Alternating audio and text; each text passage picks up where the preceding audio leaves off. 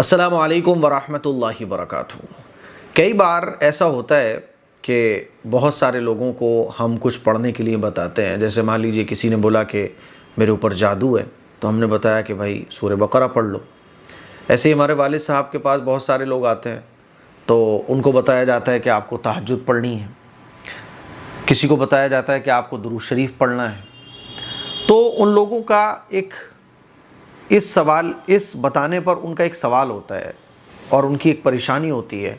वो परेशानी होती है कि कासमी साहब या हमारे वालिद साहब से लोग मिलते हैं तो बाबा जी बोलते हैं उनसे कि जब भी हम दीन का कोई काम करना शुरू करते हैं, जैसे आपने बताया जादू है तो सूरह बकरा पढ़ना शुरू करो। अब हम सूरह बकरा जब पढ़ना शुरू करेंगे तो हमारी तबीयत और बिगड़ना शुरू हो जाएगी। या ऐसे ही किसी ने बताया कि दुरूद शरीफ पढ़ो, तो अब हम दुरूद शरीफ जब पढ़ना शुरू करेंगे तो हमारी तबीयत और बिगड़ना शुरू हो जाएगी। किसी ने बताया तहज्जुद पढ़ो या कुरान मजीद की फ़लाँ सूरत पढ़ लो या अल्लाह के नबी सल्लल्लाहु अलैहि वसल्लम के कोई तरीक़े पर अमल कर लो, तो तबीयत और बिगड़ना शुरू हो जाती है। तो फिर क्या करें, हम छोड़ देते हैं, क्योंकि तबीयत इतनी बिगड़ती है कि बाज़ दफ़ा होश खो बैठते हैं हम। तो अब क्या करना चाहिए? तो इस सिलसिले में अभी भी कुछ 2-3 दिन पहले एक साहब का मैसेज आया और वो यही कह रहे थे कि मैं जैसे ही आपकी बताई चीज़ों को कुरान मजीद की तिलावत करना शुरू करूं या नमाज़ें पढ़ना शुरू करूं, अल्लाह से दुआएं मांगना शुरू करूं, तो तबीयत और बिगड़ना शुरू हो जाती है। तो मेरे अज़ीज़ भाइयों, मेरी बहनों, जो लोग इस तरह से जूझ रहे हैं ऐसी सिचुएशन से, तो आप अच्छे तरीके से समझ लीजिए कि शैतान का मुकाबला और जादू जिन्नात का मुकाबला और इन तमाम शुरूर व फितन से आपको महफूज रखने वाला जो कलाम है वो अल्लाह का कलाम है, यानी कुरान मजीद, वो नमाज है, रसूलुल्लाह सल्लल्लाहु अलैहि वसल्लम के वो तरीक़े हैं। तो आपको थोड़ी सी परेशानी हो सकती है, लेकिन आप जमे रहिए। आप ये ठान लीजिए कि मुझे अल्लाह का कलाम पढ़ना है। जैसे बाज़ लोगों को कुरान मजीद की तिलावत करने में प्रॉब्लम शुरू हो जाती है ना, तो वो प्रॉब्लम हो रही है, उसको आप फेस करो थोड़ी सी। जैसे आपने देखा होगा, मान लीजिए किसी के कोई कांटा चुभ जाए, तो उस कांटे को, जब कांटा चुभा हुआ है तो तकलीफ़ नहीं हो रही है, लेकिन उस कांटे को जब निकाला जाएगा तो तकलीफ़ शुरू होती है, तकलीफ़ महसूस होती है। लेकिन वो कांटे को अगर निकाला ना जाए ये सोच कर के तकलीफ़ हो रही है, तो वो कांटा तो अंदर रहेगा और ज़ख़म बढ़ता चला जाएगा। ऐसे ही किसी के कोई घाव हो जाए, कोई चोट लग जाए, तो जब तक उस चोट को ख़त्म नहीं किया जाएगा, उसको काटा नहीं जाएगा, कोई घाव वगैरह हो गया, तो आराम मिलेगा नहीं, वो घाव ठीक ही नहीं होगा। ये सोच कर के यार तकलीफ़ होगी, परेशानी होगी। बाद दफ़ा किसी के कोई गांठ वगैरह निकल आती है तो उसका ऑपरेशन होना मैंडेटरी होता है। अच्छा, वो ऑपरेशन ना कराए तो कोई तकलीफ़ नहीं है, तकलीफ़ है भी तो कम है, लेकिन जैसे ही ऑपरेशन आप डॉक्टर के यहाँ कराने जाओ तो वो तकलीफ़ बढ़ जाएगी। तो अगर कोई ये सोच कर ऑपरेशन ना कराए, अपना घाव का इलाज ना कराए, अपने चुभा हुआ कांटा ना निकाले कि तकलीफ़ होगी। इंजेक्शन है, बच्चों के लगता है, बड़ों के भी लगता है, कितनी तकलीफ़ होती है, लेकिन ये सोच कर के तकलीफ़ होगी इंजेक्शन लगने में, कोई इंजेक्शन ना लगवाए तो वो तकलीफ़ और बढ़ती चली जाएगी। इसीलिए बर्दाश्त करना पड़ता है। बिल्कुल इसी तरह से इन चीज़ों का मामला है कि अगर आपके ऊपर असरात हैं, आपके ऊपर शयातीन है, या आपके ऊपर किसी का कुछ कराया हुआ है, आप अल्लाह और अल्लाह के रसूल के तरीक़े की तरफ आ रहे हो, आपने सूरह बकरा पढ़ना शुरू करी, कुरान मजीद की रोज़ाना तिलावत कर रहे हो, आप दुरूद शरीफ पढ़ रहे हो, आप जो है ना अल्लाह से दुआएँ मांग रहे हो, तो वो प्रॉब्लम जो थी वो ख़त्म होने के बजाय बढ़ने लगी।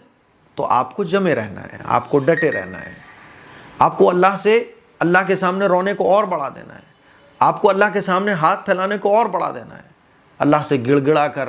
क्योंकि जब आप सजदे में होते हैं, जब आप नमाज के अंदर होते हैं, जब आप कुरान पढ़ रहे होते हैं, तो अल्लाह से डायरेक्ट आपका कनेक्शन जुड़ जाता है। अल्लाह के नबी की हदीस है कि जो शख्स ये चाहे कि वो अल्लाह से बात करे तो कुरान मजीद पढ़ना शुरू कर दे। कुरान मजीद को पढ़ने वाला अल्लाह से बात कर रहा होता है। तो आप ये समझ लें कि आप थोड़ा सा अगर जम जाएं, यानी आप अपना यकीन ये बना लें, कुरान व हदीस से मैं हटूंगा नहीं, चाहे कुछ हो जाए, मैं नहीं जाऊंगा कहीं और, मैं तो दुरूद शरीफ पढ़ूंगा, क्योंकि दुरूद शरीफ में सौयों परेशानियों का इलाज है। एक बार दुरूद शरीफ जब हम पढ़ते हैं ना, तो अल्लाह ताला की 10 रहमतें हमारे ऊपर नाजिल होती हैं। तो जब अल्लाह की रहमतें मेरे ऊपर बरस रही हों तो मैं अच्छा होऊंगा, मेरे ऊपर से जादू ख़त्म होगा, परेशानियाँ ख़त्म होंगी, मैं रिलैक्स फील करूँगा। इस ईमान और यकीन के साथ हमें अल्लाह और अल्लाह के रसूल के तरीक़ों पर अमल करना है, इंशाअल्लाह आराम मिलेगा। तो घबराने की, डरने की ज़रूरत नहीं है। जो मैं बता रहा हूँ, ठीक है थोड़ी सी प्रॉब्लम हो रही है, लेकिन जम के अमल कीजिए। मुझे एक वाक़या याद आ रहा है, हमारे एक स्टाफ में एक टीचर हैं, तो उनकी वालदा को जो है ना प्रॉब्लम, मतलब वैसे उन पर कुछ असर वसर तो होगा पहले से, लेकिन क्या हुआ कि जब ये चीज़ें बढ़ी तो क्या होता था कि असर के बाद उनको घर में बैठी होती थी, असर की नमाज़ पढ़ने के बाद और असर के बाद उनको नज़र आने लगते थे कि सफ़ेद कपड़े पहने हुए कुछ लोग घर में आ रहे हैं, और वो कहती थी देखो बेटा ये आ गए, ये आ गए, ये आ गए, और बेहोश हो जाती थी। वो मेरे पास आए, मैंने कहा कि आप जो है ना आयतल कुर्सी पढ़िए, चारों कुल पढ़िए, है ना, और वालदा पे दम कीजिए और वालदा को कहिए कि कुरान मजीद की तिलावत, नमाज़ों का एहतमाम करें, घबराएं ना। वो गए, 2-3 दिन इसी तरह से होता रहा, वो मेरे पास आते रहे, मैं कहता रहा कि नहीं यही करना है। आखिरी दिन आए तो बड़े उदास, और उनका दिल ये चाह रहा था कि वो अपनी वालदा को कोई जो होते ना तावीज़ गंडे वाले, उनको दिखा के आएँ। कहने लगे आराम नहीं मिल रहा है। मैंने कहा सर आप जमे रहिए इसी बात पर जो मैंने बताया है, आप ये ठान लीजिए कि यार जान जाएगी जाने दो, लेकिन मुझे अल्लाह और अल्लाह के रसूल के बताए हुए तरीक़े से हटना ही नहीं है, चाहे कुछ हो जाए, मैं क्यों जाऊँ किसी और की तरफ। मेरा यकीन यह होना चाहिए कि अल्लाह के नबी ने जो कह दिया वो सच्चा है। एक तावीज़ देने वाला जो तावीज़ देगा वो उस इंसान का दिया हुआ तावीज़ है, और ये जो अल्लाह के नबी ने बताया मुझे, ये अल्लाह के ज़रिए जो वही आई हुजूर पर, और हुजूर ने फिर हमें बताया, तमाम पैगंबरों के सरदार, अल्लाह के बाद जिनका मकाम है, उनकी बताई हुई चीज़ है, जो हमसे 1000 बापों से ज़्यादा मोहब्बत रखने वाले। मैं क्यों छोड़ दूँ अल्लाह के नबी के तरीक़े को, मैं क्यों छोड़ दूँ अल्लाह के नबी के बताए हुए तरीक़े को। नहीं छोड़ सकता मैं, तकलीफ़ है, बर्दाश्त करूँगा चाहे कुछ हो जाए। मैंने कहा ये ठान लो आप। वो गए, उन्होंने इरादा कर लिया कि इंशाअल्लाह मैं सुन्नत वाले तरीक़े से नहीं हटूँगा। जमे रहे, अल्हम्दुलिल्लाह अगले दिन आराम मिल गया। और अगर वो छोड़कर कहीं और चले जाते तो फिर ज़िंदगी भर तावीज़ और फलीतों में हिल के रहते। तो मैं ये बताना चाह रहा हूँ कि आप जम जाइए। समझ आ रही है बात? तो इंशाअल्लाह आराम मिलेगा, घबराने की ज़रूरत नहीं है। आप फजर की नमाज़, पाँचों जो मसनून आमाल है, फ़र्ज़ इबादतों के बाद जो मसनून आमाल हैं, जैसे अल्लाह के नबी ने बयान फरमाया कि दोनों कुल पढ़ने से शैतान का असर ख़त्म होता है। हुज़ूर ने फरमाया आयतल कुर्सी पढ़ने से जादू जिन्नात का असर नहीं होगा। सूरह बक़रा जिस घर में पढ़ी जाए तो उस घर में जादू जिन्नात का असर नहीं होता है। अल्लाह के नबी ने और भी बहुत सारी दुआएं बताई हैं।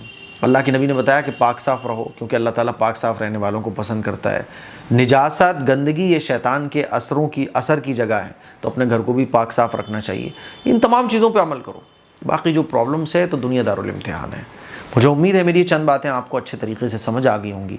इस क्लिप को शेयर भी कीजिए, दूसरों तक पहुँचाइए। अस्सलामु अलैकुम व रहमतुल्लाहि व बरकातुहू।